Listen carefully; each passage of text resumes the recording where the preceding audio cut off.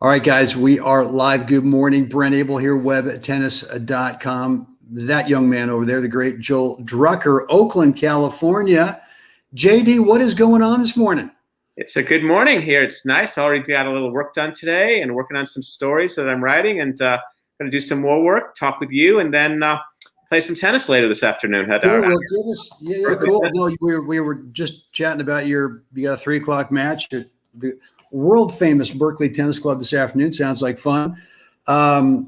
Give us a little update on kind of what you've been doing, what you're up to, and let us know before we get into today's topic. Sure.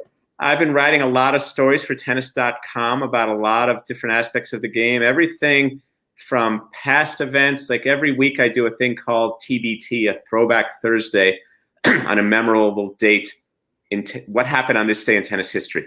So today I have a piece coming out on April 22nd about a notable event. Was the first open tennis tournament that began on April 22nd, 1968. And then I'll do things on a birthday that happened this day, etc. Then last week I covered 3 different matches from Monte Carlo and wrote about those, or wrote columns based on those about what we could make of the tennis from there. Working on some stories about recreational tennis, even learning some things about pickleball and tennis. So just a lot of different angles, all sorts of, Brent, I'm a lefty, so it's all about finding angles. That's kind of a big thing. So keep it busy. True. That's true. Well, that's good. That's good. So any word from Tennis Channel when you might be traveling again? We're not sure how that's all going to shake out. I think we're all looking to the leaders in the world and in the country and how that might even work with budget. So I'm not sure. I'm not sure when I'm going to travel to tournaments. I do miss going to tournaments, and there's a little gain and pain. I mean, not being at tournaments to cover them, I wonder how much that does affect what I think I can write, but I'm not quite sure how it affects what people read and what matters to them. So that's a big discussion in media today about what it means to be on site, whether it's a baseball game or a tennis match, compared to, let's say, take writing it as a stream.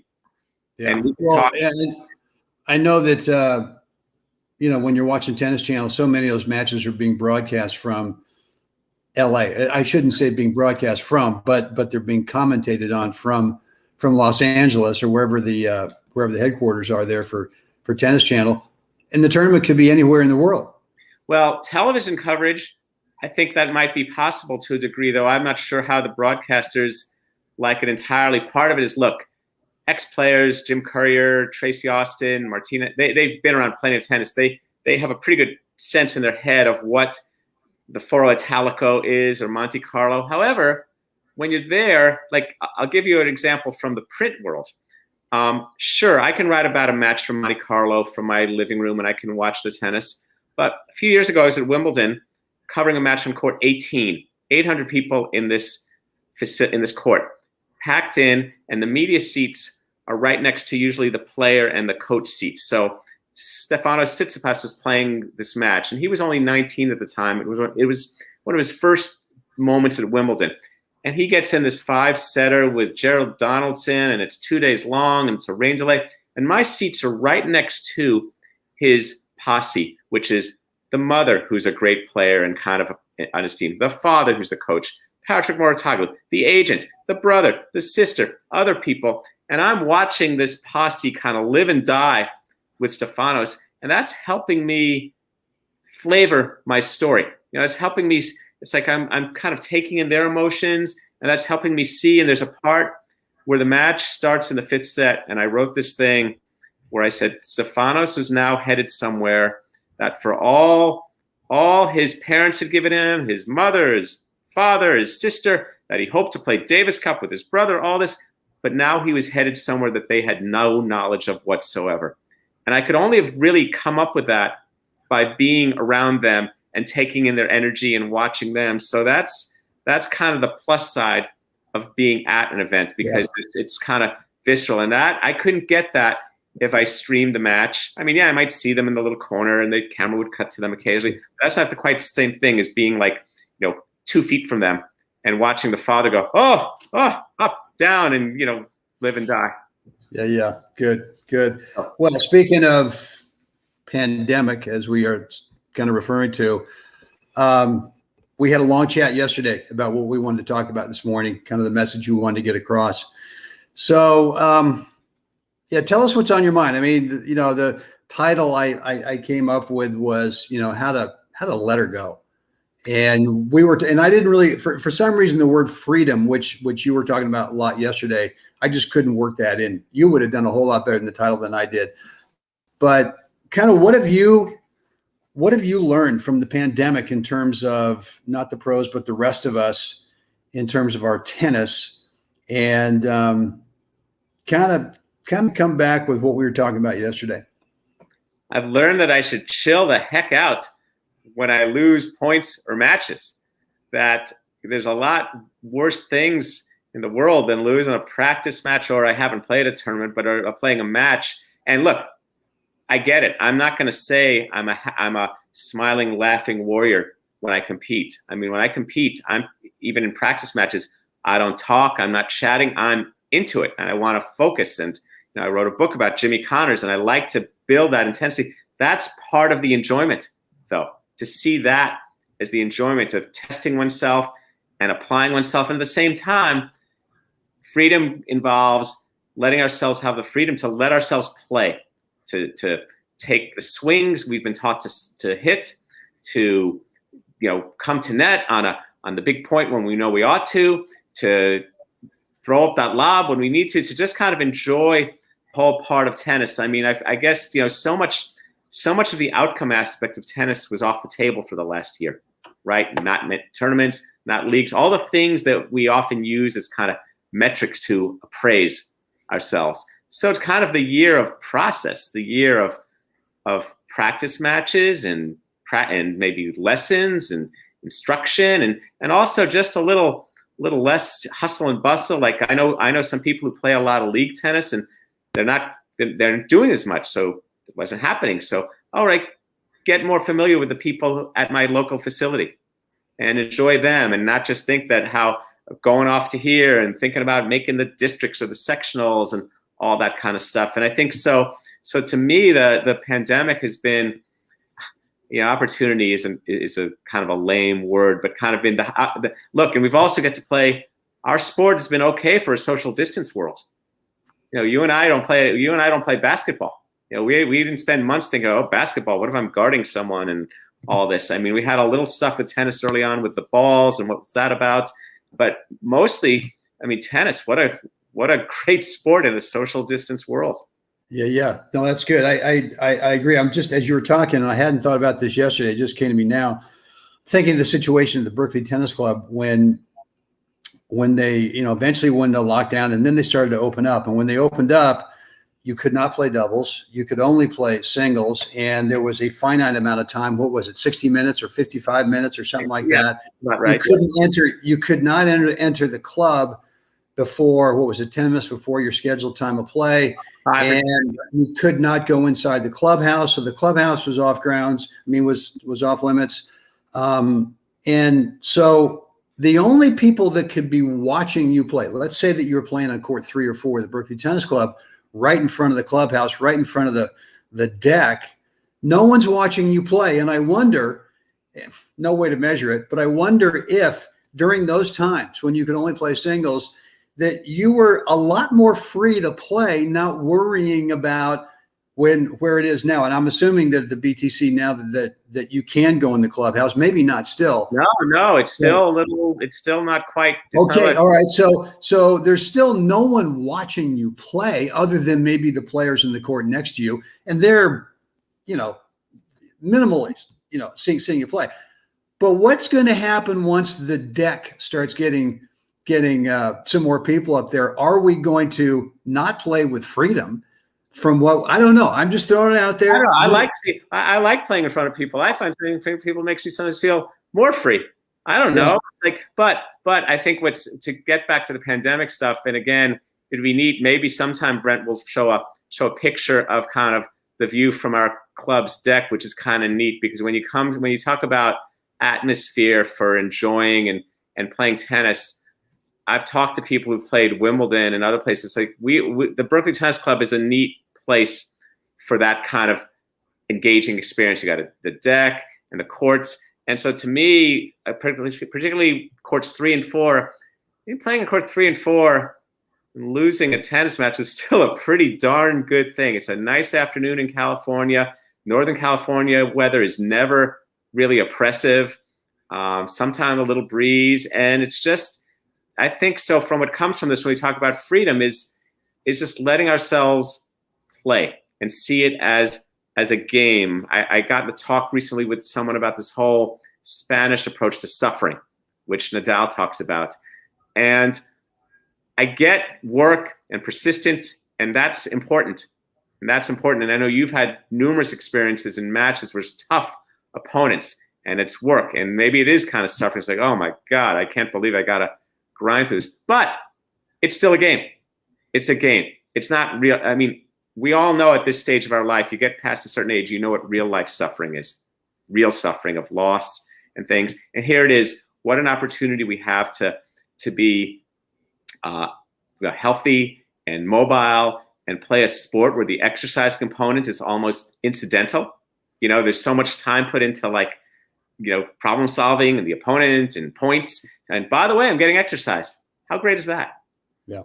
Yeah, that's cool. That's good. Well, as we talked about yesterday at the Wilson tournament down here a couple of weeks ago, the most common thing, and it was like the first thing whenever I saw someone who I hadn't seen for a whole year because the tournament's being shut down, I would, see the Phil Landauers. I would see even the Brian Cheneys and the Bob Litwins, and all these guys in my age group, and even guys in other age groups. The first thing was, oh God, I just feel so tentative out there. I feel so tight. Not really nervous, but just not having that free flowing swing freedom.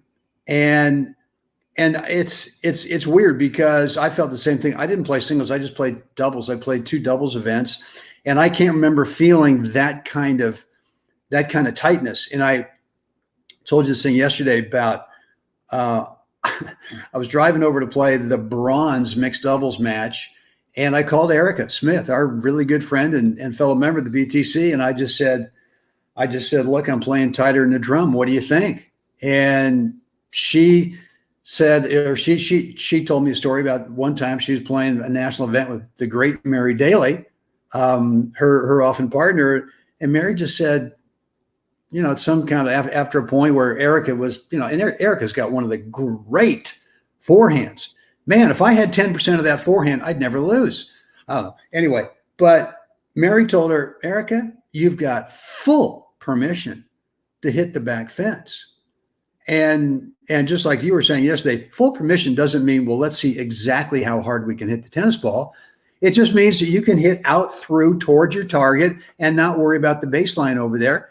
And theoretically, if it hits the back fence, me as your partner, it's going to be okay.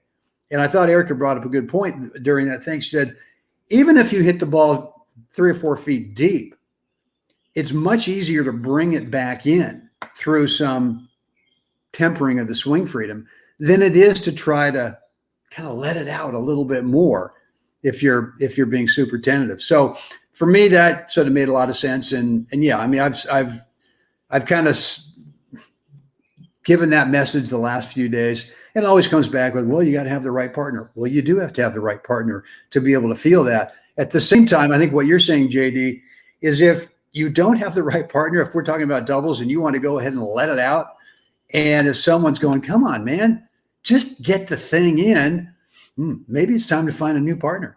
Well, right. I think Erica's advice is about how to get the ball in play, but how it's about the swing and having faith in it. And the partner who says, oh, just get it in is kind of constricting. The partner who wants you to swing for the fence, who says swing for the fence, also wants you to get in. We all, I get that. But it's just kind of this whole attitudinal approach of how we take it. And I could see also how you and the very accomplished tournament players who play like Brian Cheney or Bob Litwin would be a little nervous. A little gratitude, but B, you're playing a tournament that's kind of I believe that was a not quite a national, but a pretty significant tournament. And you it was a super category too. And it played just like a category 1. It had It was just loaded. Yeah. And I remember one year when, I remember a couple of years ago, you and I were playing some. It was after the Pacific Coast. And I think by that stage of the year, you'd played maybe 25 or 35 tournament matches. So you'd had a lot of innings under your belt. And that's a different thing. And again, to go into a tournament, to have not played a tournament for a while, particularly for experienced tournament, even for experienced tournament players, that's almost like you have a certain type of accrued scar tissue. Like golfers who get the yips. Like, I'm in a tournament, but am I ready? Am I there? And there's also been this whole dread and anxiety around the pandemic. I mean, you live where the tournament was being played, but people are traveling and they're staying places. What's distance and what's going on and vaccine. I mean, look, there's a whole undertow of emotional stuff going on here with this. No, for sure. So, all right. Well, listen, great message. Just got Joe over at YouTube just said, yes, Joel and Brent, it is just a game. Thank you for reminding us all. I'm just ecstatic that I can still play a decent game. And remember, it's much better to be vertical than horizontal. Thanks, Joe. So listen, good message today, JD. Good luck today over the BTC, 3:00 with the great Tim Carr. Be sure to say hi to Tim from me. And what else? Any more parting words as we sign off this morning? I think it's important to just, I don't know, enjoy. Like, oh, okay, we were talking about this yesterday. We hear a lot about go for it. That's what you go for it. I've got a new thinking about this. I don't want to go for it. I want hit the shot you've been taught to hit that you can hit. Hit it, and let yourself hit it. Going for it sometimes implies a little reckless quality. Like, you got to go for it. It's like, no, you don't have to redline. You have to hit the shot you've been practicing to hit, and then hit it, and then see how it goes, and then maybe you can go to lessons and refine it. But when you're playing, again, whether it's a practice match or a tournament match or a league, enjoy the chance to let yourself hit it, to take that swing. I mean, there are times when I sometimes serve and come in, I sometimes serve and stay back, but I know on some big points, it's important for me to probably get to net. So I think to myself when I'm about to serve, man or mouse, am I going to just let myself hit the serve and get my butt forward? And what happens, it's doorstay, que sera, sera. And again, I'm not saying I'm like the wise sage of any of this crap. I choke plenty of times. I get tight. My strokes I know the strokes of mine that betray me. I mean, there are times I'll be playing and they'll have a shot and I'll just butcher. I think, wow, all those lessons. All those lessons. All that time, all those lessons. Yeah. All those lessons just went right down. I mean, did they go just down the drain, or did I just so I think that's the lesson of this is just don't even worry about going for it. Just enjoy it. Like, again, one last thing, and you and I have talked about this many times, the return of the fault serve. Isn't that a funny thing? Yeah. You serve long to me. It's 2 inches long. Boom. Wow. Look at that swing I had. I guess I really don't have a technical problem, do I? The problem is somewhere else than my technique. That's right. Well, if anyone could ever unlock the mystery of how do we bottle that swing when that serve is just a couple inches out, and as you're hitting it going deep, and it's the greatest feeling. It's the greatest feeling. And how do we capture and reproduce it? I suppose I'll be I've talked to pros. I've talked to Wimbledon champs. I've talked to pros. They know it exactly well too. And it's kind of one of the mysteries. It's almost like, is there like a little chip in the brain that needs to detach us from the outcome? Because then the second serve comes in, 60% is fast. Totally. Yeah. I don't know, man. Well, we'll keep working on that. JD, thanks for your time today. Really appreciate it. Always have fun with you on here. Guys, in just about 40 minutes, I'm being interviewed on Tennis Summit 2021. It's a live interview. If you haven't signed up yet, go on over to Tennis Summit 2021. I'm not sure if that's the exact URL, but you can Google it, Tennis Summit 2021. And yours truly being interviewed. We're to do several What's the Right Shot type of episodes, and And actually, the videos that I've got this morning are actually more about court positioning and then hitting the wrong shot. And so it's going to be fun. Anyway, JD, thanks again, man, for your time. Guys, one more thing. If you want to show your love for web tennis and 7 around 7, there's a link down below. You can pick up a brand new, just actually unveiled yesterday t-shirt, web tennis on YouTube t-shirt. And along with it, you get one of my free instructional courses that I'm happy to throw in there for you. So that link is right down below in the description area. Guys, would love to read your comments or questions about what JD and I talked about today down below in the comments area, or you can, what can you do? You can direct message me at Facebook or shoot me an email, brent@webtennis.com. Thanks, Joel. We will do this again soon. Appreciate your time. Guys, as always, it is time. Get out there. Help someone else have a great day. Guys, I'll see you again next time.